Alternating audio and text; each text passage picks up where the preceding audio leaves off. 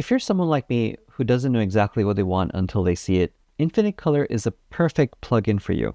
This color grading application is really great because it truly combines the possibilities of your image by showing you what these adjustment layers can do in collaboration with each other.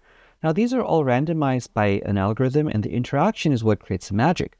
The other beautiful part is you can learn and see exactly what it's doing, and if you want to tweak any part of it, you can simply by going and turning them on and off, or shuffling them.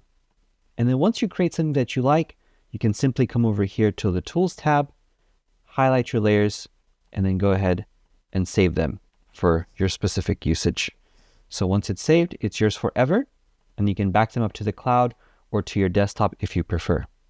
The other great part about this plugin is that you can right-click on the Create button and change your base group opacity, change your layer name, etc., or I should say group name.